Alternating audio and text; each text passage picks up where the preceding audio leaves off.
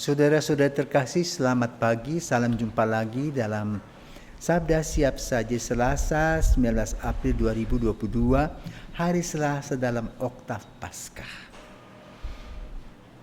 Marilah kita berdoa dalam nama Bapa, Putra, dan Roh Kudus. Allah Bapa sumber sukacita, Engkau menghadirkan putramu yang bangkit dari alam maut. Ajarilah kami percaya akan Yesus putramu dan percaya pula akan sabdanya yang memberikan pengampunan dan pengharapan. Sebab dialah yang hidup dan berkuasa dalam persatuan Roh Kudus Allah sepanjang segala masa.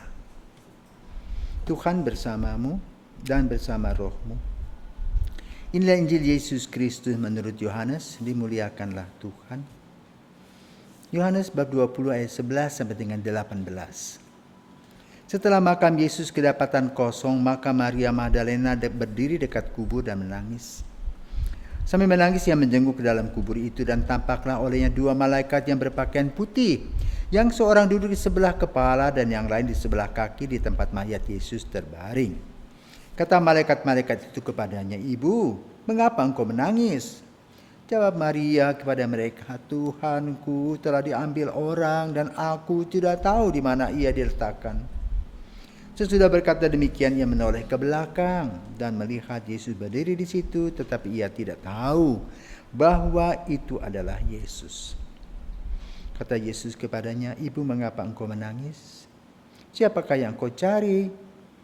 Maria menyangka orang itu adalah penunggu taman, maka ia berkata kepadanya, "Tuan, jikalau Tuan yang mengambil dia, katakanlah kepadaku, di mana Tuhan meletakkan dia supaya aku dapat mengambilnya." Kata Yesus kepadanya, "Maria." Maria berpaling dan berkata kepadanya dalam bahasa Ibrani, "Rabuni," artinya guru. Kata Yesus kepadanya, "Jangan kau memegang aku, sebab aku belum pergi kepada Bapa, tetapi pergilah kepada saudara-saudaraku dan katakanlah kepada mereka bahwa sekarang aku akan pergi kepada Bapakku dan Bapamu, kepada Allahku dan Allahmu." Maria Magdalena pergi dan berkata kepada murid-murid, "Aku telah melihat Tuhan," dan juga bahwa Tuhanlah yang mengatakan hal-hal itu kepadanya. Demikianlah sabda Tuhan, terpujilah Kristus. Dalam cerita tentang kebangkitan, saksi kebangkitan, ada beberapa tokoh yang muncul dan semuanya berkaitan dengan para wanita.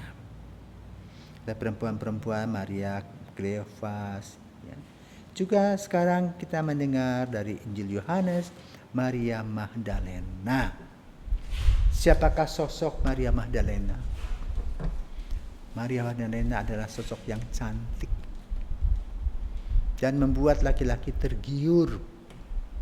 Maka dengan uang bisa membeli perempuan ini karena kecantikannya.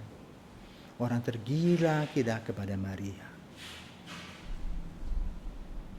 Ketika dia mendengar sosok Yesus, dia berpikir bahwa Yesus bisa menjadi mangsa. Kenapa? Dia menampilkan seperti burung merak kecantikannya. Dan dia melihat Yesus yang tampan. Bisa membuat Yesus tergelincir. Namun ternyata dari waktu ke waktu dia gigit jari, karena Yesus sudah menjadi dirinya sendiri.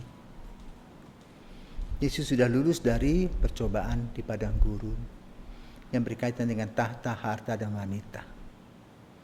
Maka Yesus melihat kasihan kepada perempuan ini yang cantik tetapi menyalahgunakan kecantikannya untuk menjatuhkan laki-laki. Dan kiranya banyak dalam kehidupan kita, para pemimpin juga jatuh dalam hal ini. Maka kita harus cukup ekstra hati-hati.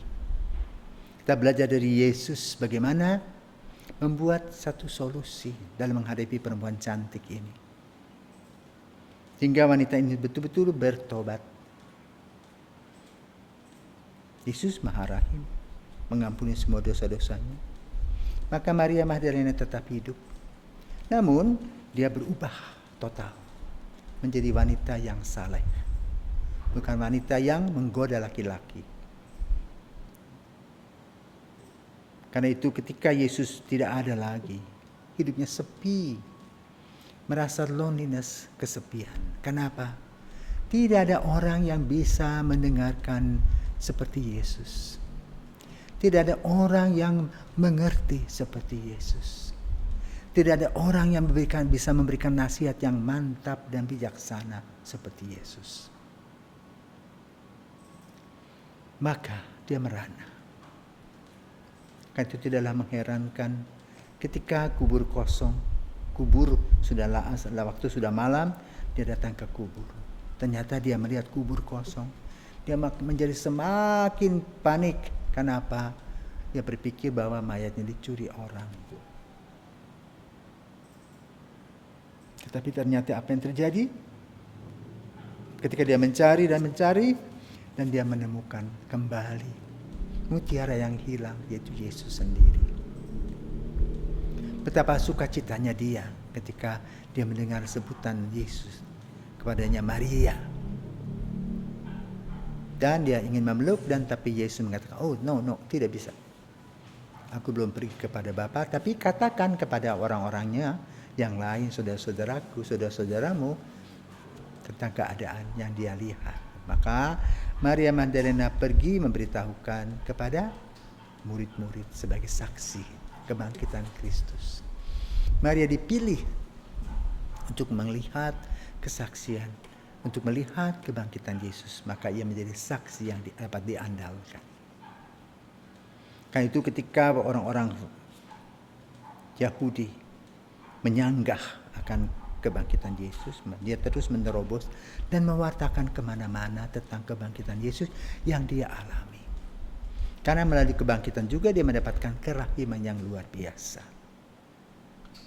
Apa yang menjadi gosip orang-orang Yahudi yang menyumpal dengan uang, itu dia tidak gubris. Yang paling penting adalah bahwa Yesus bangkit dan dia boleh menjadi saksi. Biarlah mereka bertanggung jawab atas apa yang mereka lakukan. Walaupun sampai hari ini banyak orang berbicara tentang situasi itu. Karena memang kebangkitan Yesus itu di luar nalar.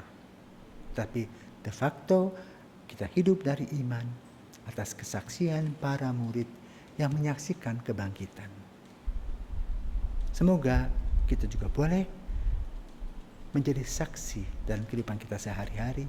Saksi kebangkitan sebagaimana Yesus berkata, akulah kebangkitan dan hidup. Selamat pagi, Tuhan memberkati.